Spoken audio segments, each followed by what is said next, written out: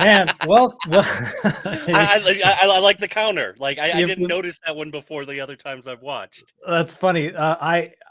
Thank you. I am a very simple man to entertain, apparently. I have watched that counter now so many times. It's not funny to me anymore. So I was gonna update it, but you're like the seventh consecutive guest now who's laughed at it. So Yeah. if I can get you laughing, and then we're winning, right? So Yes. hey, all right, everybody, anybody who's here, anybody who's listening, we're on the intro. People will come in here over the next few minutes. We got Red Stafstrom with Broken Salespeople, my good friend, Yes. couple of just salty sales dogs out here trying to make a living, who have been beaten and battered by the ages. beaten up and just crushed into oblivion. Broken. Literally yes, broken. That's literally, how the like, name came about. Indeed, I 100% get it, man. And the minute I saw your Broken Salespeople and your visage, I was like, I gotta be that guy's friend. I gotta know him right now. We are aligned. Well, you're from the Pacific Northwest, so I assume you have some cryptozoology side where you chase Sasquatches anyway. Of course, absolutely. Yeah. I was like, there he is. There I've been looking for that guy. I've been looking for that guy. Where is he?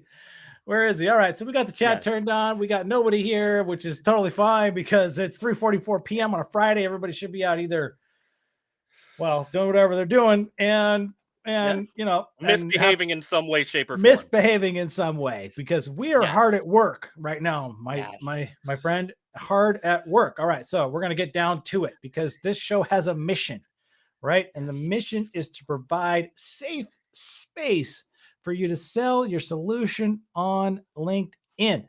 And we want to see people commenting. We want to see people chiming in saying, hey, how are you guys? You talk too much and we don't care. Whatever you got, just give it to us. We can take it because we're crusty old sales guys. All right. With that. All right. Now you actually do have a business. Okay? Yes. And I want to hear, before we get into that business, I want to hear, who is your ideal customer? Like who do you even talk to? So the people I primarily talk to think of like new sales directors tend to be my favorite. People who are stepping in. They've been in that role for a little bit. They're just kind of getting their feet into it. And they're starting to realize that there's culture problems, that the team isn't engaged, and that something is wrong from a very emotional core of their sales team. That they're not selling the right way. They're beaten, battered, and crusty the way that we have been over the years. Yeah. And they want to start fixing things so that they could recruit better talent, find better talent, retain better talent, and actually start hitting the numbers rather than have this churn model of hiring somebody and kicking them out in 1.2 years. Yeah, that kicking them out, because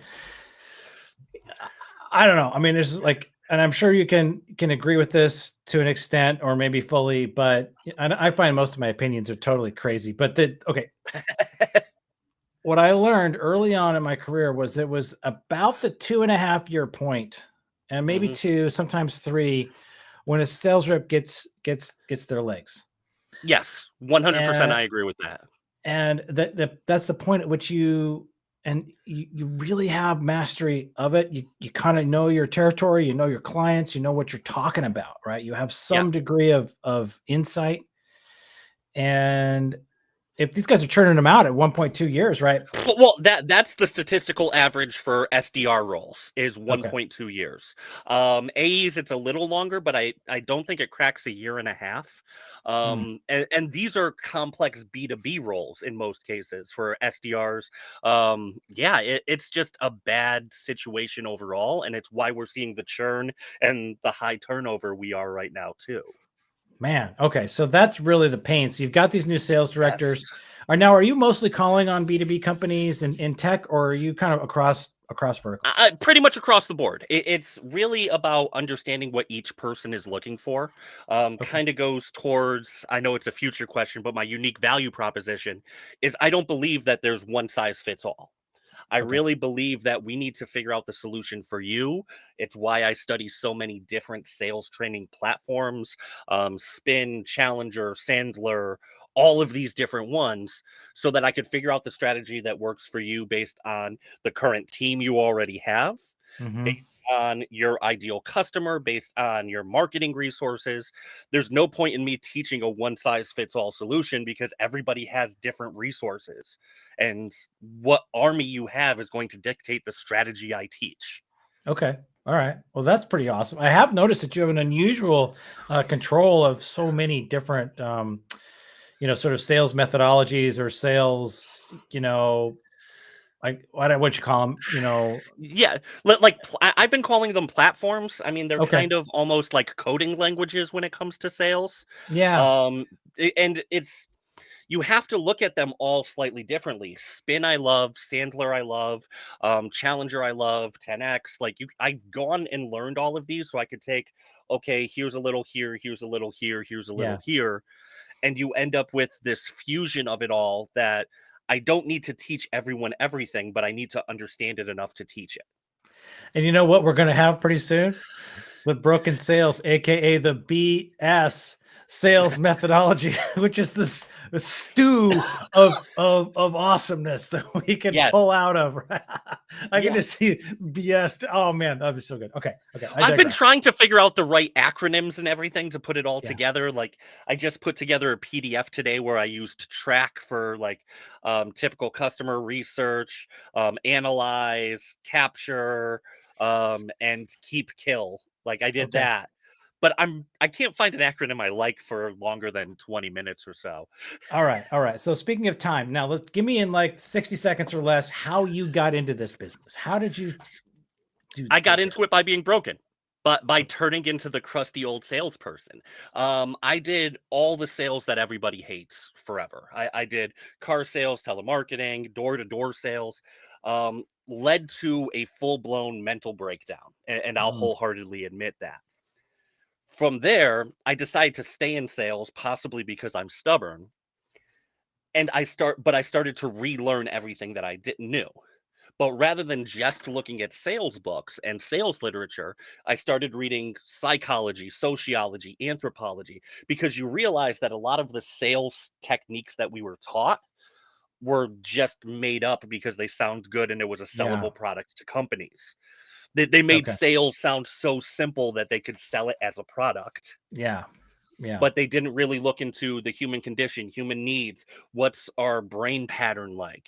And Hmm. that's where I started to change my sales process. Okay. Okay. Gotcha. And then when did you start Broken Salespeople and begin consulting like you are? So I started a podcast about 2 years ago, but I've been going full bore on this for about a year now. Okay. Left my last job and now I'm doing this. Now I'm on LinkedIn, being an author, talking to people like you, and doing speaking events, et cetera, et cetera, et cetera. All right. So let's talk about when you go in. So at the end, we're going to talk about what you have for salespeople in general. But right now, I want to focus on Yes. the bigger overarching offer is. So let's talk about that. So I'm a business. I'm this sales manager new, and I've got churn. I'm dealing with churn, and I don't know which sales platform to use, what to lean on. I don't know how to. Okay, so I hire you, right? So what does your process look like when you come in and help me? So the process is really, let's start with somebody like you're a sales director, you're having these problems. It's like you going into a doctor's office saying you're losing a lot of weight. You Okay. see this problem, you know it's a problem, but you have no clue what the cause is. So that's when I start asking some questions, figuring out where things are going wrong, having that diagnostic conversation. Then I'm talking to other people within your orbit. I'm talking to your frontline manager, your CS team, your sales reps, the people who are on the ground, talking to some of your past employees if that's possible at all. Okay. And I want to know what their headaches are that they'll tell me that they won't tell you. Gotcha. Yeah. Yeah. Then I could start helping you put together a plan to retain top talent and stop saying, well, they just weren't a culture fit. Mm. No, you didn't take the time to make them feel welcome in most Gotcha. cases. Gotcha. So it's a very much get your boots on the ground and get in with the people and really do those interviews and all that research. And I assume that you make people feel like they're protected in that process, that they're not. Yeah. Well, and I tell people this all the time in any kind of sales training. When I step in, it's not me versus the customer. It's Mm-hmm. me and the customer versus the problem. So Gotcha. there is nothing to protect because we're on the same side. Right.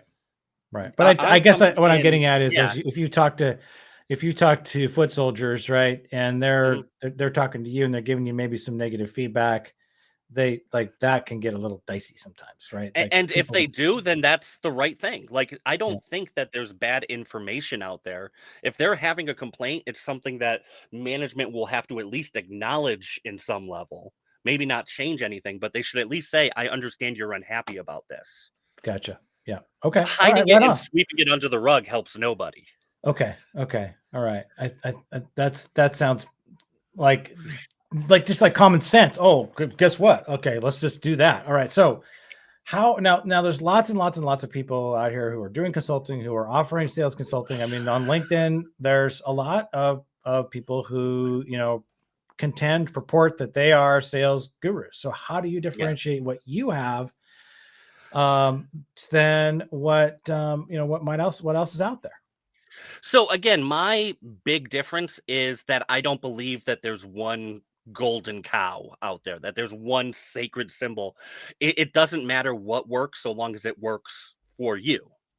Cold calling works for some people, but it doesn't work for everybody. Right. So what's the difference with me is I don't have anything that I worship that I say this is the thing that everybody should Mm, be doing. okay. What are your strengths as a person, as an organization, and how do we build on those rather than force 50 phone calls a day down your throat when you're actually much more careful, research minded, deep conversation rather than shotgun. Mm-hmm. Mm-hmm. You Okay. know, All if right. you're a So natural farmer, we build a farming strategy. We don't build a hunting strategy. okay. Okay. So the difference piece is saying like, hey, I'm not coming preloaded with like this sort of half-baked consulting front end with my money maker behind me that is Mhm. your 50 call a day dialer, Yeah. right? Right. It Okay. doesn't matter. I'm not here to tell you this is what works. I'm here to figure out what you like, what your strengths are, and then we figure out how to make that work for you. It doesn't Okay. have to be perfect, it has to be executed.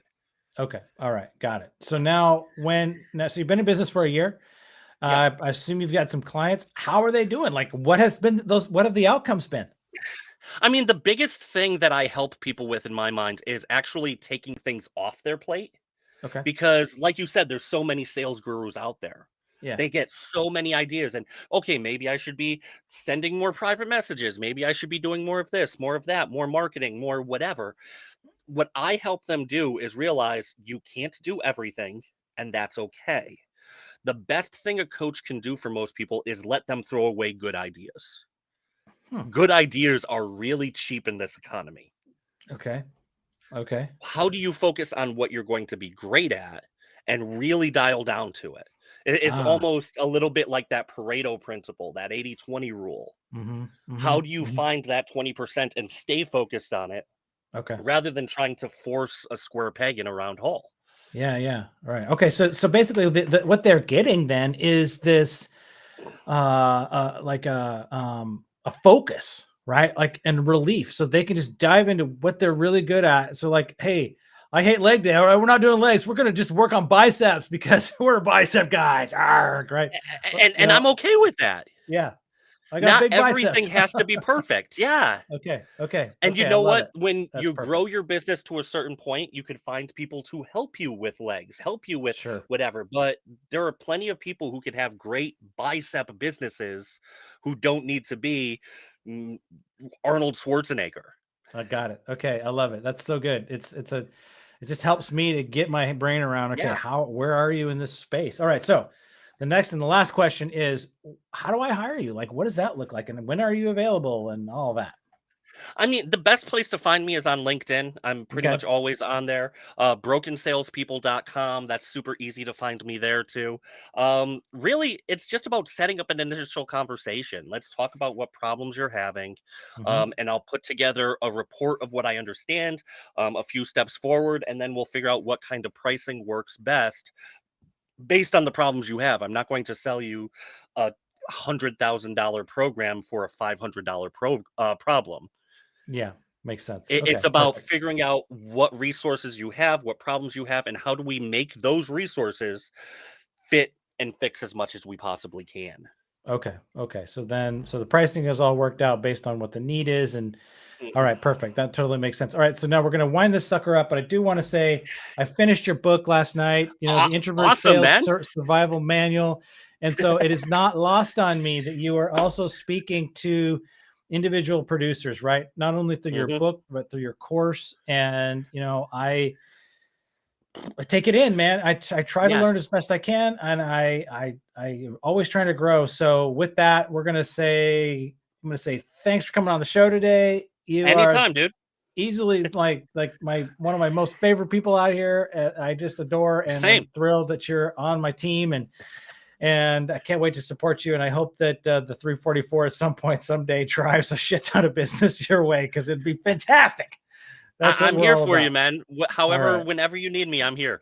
All right, brother. It's a two-way street. All right. So what I'm going to do now is I'm going to push the count up timer, and that'll be our signal that we are done. So don't go away. All right. All right. All Thank right. you, sir. Okay. Bye, everybody.